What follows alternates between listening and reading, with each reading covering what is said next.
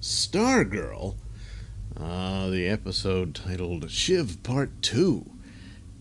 Probably the best episode of the series so far. If they continue in the format and just performance and presentation of this, they might actually have something here. This is pretty close to Flash level, and that's about as good as a compliment as I can give to this CW production. I mean, technically it's supposed to be for DC Universe, but I think DC Universe's days are numbered, especially since in my previous video, of course, the announcement came that Stargirl would be moving to CW. She's already on CW if you want to watch it on the broadcast or on their streaming service, but this was some sort of, I don't know, compromise of how they would present it, but I think the writing's on the wall for DC Universe, and well, check the other video out. I was not too happy about it, but that's the way it goes, and I understand it, and it just didn't get the subscription. So anyway, but this is the follow-up to last week's episode, which was, it had its problems here and there, but had its good moments and whatnot, and introducing yet again that the children are the children of superheroes and villains, and Cindy Berman is revealed probably to be the main villain when all's said and done. When these younger versions pretty much take over, as it is this legacy show. So she's Shiv, and her father is the Dragon King, and we learn in this episode. Now, if you knew the comic book Stargirl, you probably already knew all this. I didn't read Stargirl's comics. I knew almost nothing about Shiv, and very little about Dragon King. He's one of these villains that's been around. I knew some of the other villains, but apparently he is a Japanese war criminal. Yes, from World War II. He's still alive. And because he's done something to him, so that's what he does. He does bizarre Frankenstein-like experiments on people, and he was responsible for weaponizing plagues and whatnot during the war. And was believed, of course, you would believe he's dead by now, but no, he's not, because he experimented with himself, apparently literally making himself some kind of reptilian, so that probably for the purposes of regeneration, which of course his daughter has that ability, as we've seen, that whatever wounds she gets, she recovers rather quickly and regenerates, and so she's a tough opponent to defeat. And of course she completely defeated Stargirl and left her quite a mess. So Pat's got to figure this out. Well, it turns out Pat's pretty clever.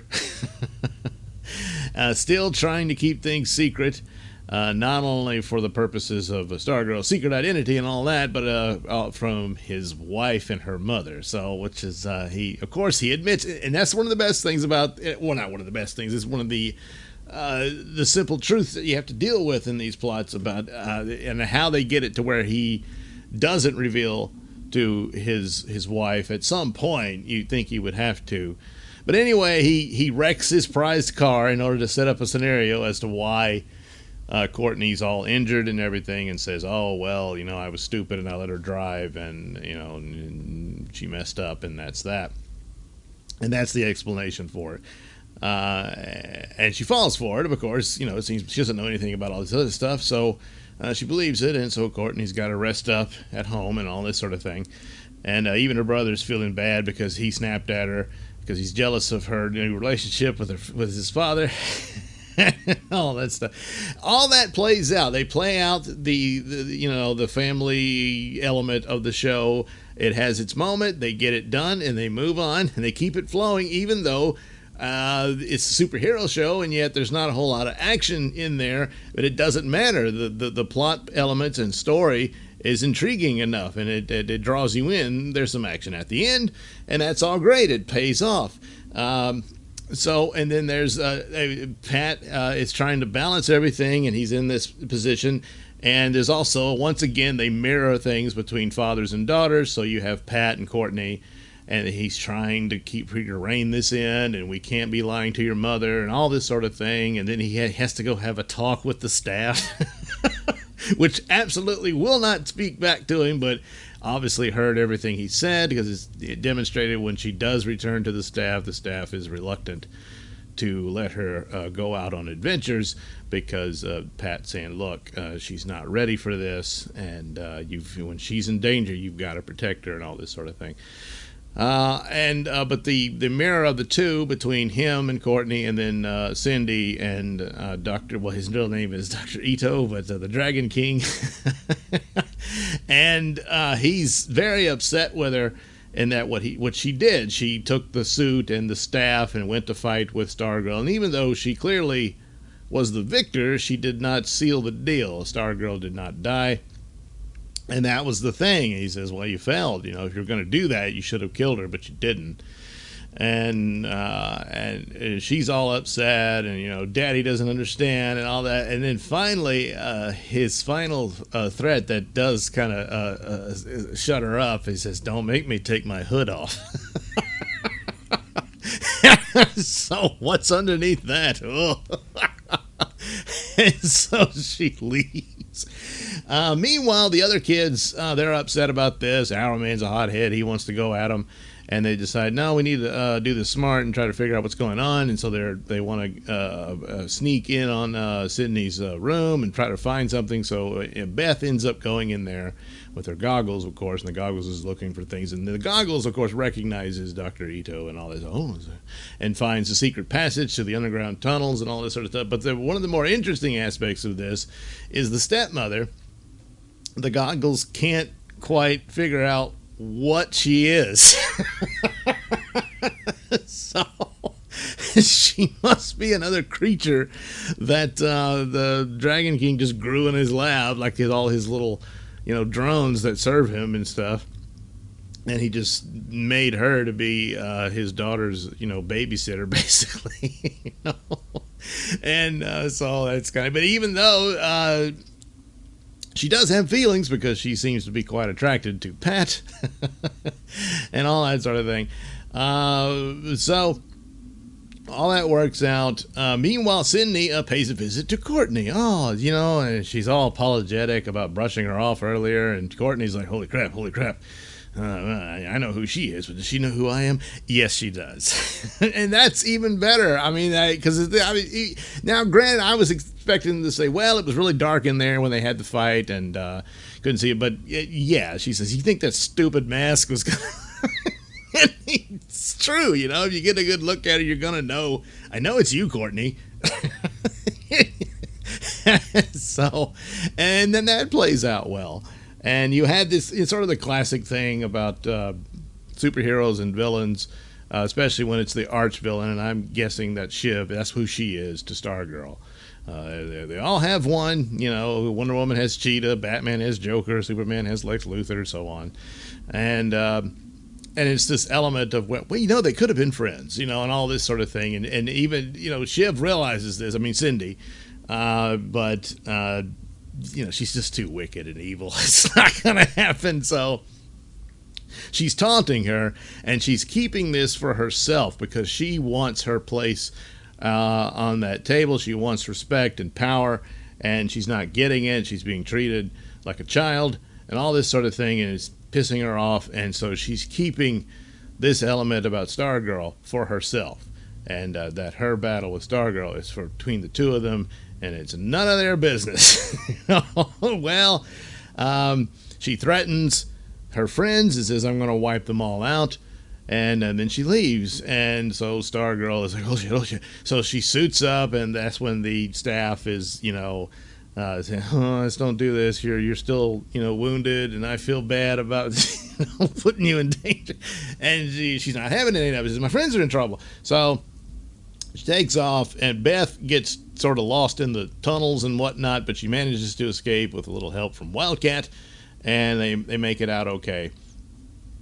And but Stargirl doesn't know this, and she goes really hardcore.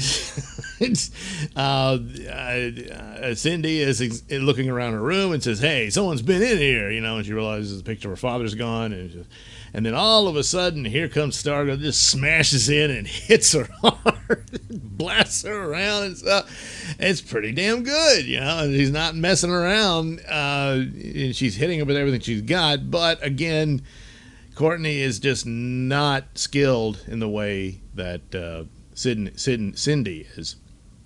And so once again, Sydney's getting the better of it. But then another interesting aspect, of course, is they've been following Henry's development of his brainwave powers that he inherited from his father. And they do that very well. And he's learning this and that. And this, he finds the old man's secret hideaway. He finds his porn stash and his, well, no, his supervillain suit, all that stuff. And he shows up. He's wondering. He finds the letter that there was this deal between the two fathers, between Dragon King and Brainwave, about let's get, your daughter will hook up with my son and be the monitor to see if he has any brain powers, and that's what her mission was. And now he realizes that was all it said. He doesn't understand what's going on here, but and then he seeks out Sydney to find out what the hell that was all about, and he comes in on the fight between her and Stargirl, and his powers actually saves the day. So I'm thinking they're going, because I knew something of the Brainwave and his son becoming the new Brainwave, and that this new Brainwave actually, I think, became a heroic figure rather than going down the supervillain route in the some of the old All-Star Squadron, or I can't remember which one it was, the old JSA titles. That's a long time ago. But anyway, that looks like where they're going with that. And then, of course, Icicle has a role here. He's he's got the sympathetic story of what happened to his wife, and also there's this. I think he does have intentions for Pat's wife now, but he pursues one of the guys that was responsible for exposure to deadly chemicals or what have you from his company that ended up killing his wife. And he seeks the guy out, and that's it for that guy. He freezes him, and he just collapses on the floor, probably in a pile of ice, And so all of that, because the villains really steal the show a lot, and they save the day. But here, everyone played their part, and it was just a good episode. I was kind of taken aback, and so if they can maintain that. It took a while to get here, but if they can keep that up, then they've really got something. And maybe that's the deal. And but I mean, a lot of these CW shows, they get signed for new seasons, and it's just like, why? Here, if this is the type of performance you're going to show, then yeah, that's a good decision. So maybe there'll be 2 shows of CW that I actually am interested in, with The Flash and Stargirl, although their recent decisions and taking a knee to leftist nonsense, I just it's never enough, is it? And that's the problem. So, but that's the kind of thing that could push me out of it altogether. But beyond that, short of that, then yeah, this show is showing some real potential and promise. This could just be a fluke, and the next episode will be so stupid that it just ruins the whole thing. It's very likely, but let's hope not. So, Shiv Part 2, the best of Stargirl right now, and pretty good. Pretty good. Well done. All right. Thank you for watching and listening. Why not like and subscribe, and check out that link description below. That'll take you to my mini stores and have plenty of goodies for you. Hats, mugs, stickers, posters, all that goody stuff. Plus, you can head over to indieplanet.com and pick up a copy of my comic book Night Night. Oh, yeah. Plus, you can also catch my podcast, Mr Nailsin Show, over at RadioMisfits.com. And you can also watch my videos on my channel at BitChute. That's the Mr Nailsin channel on BitChute.com.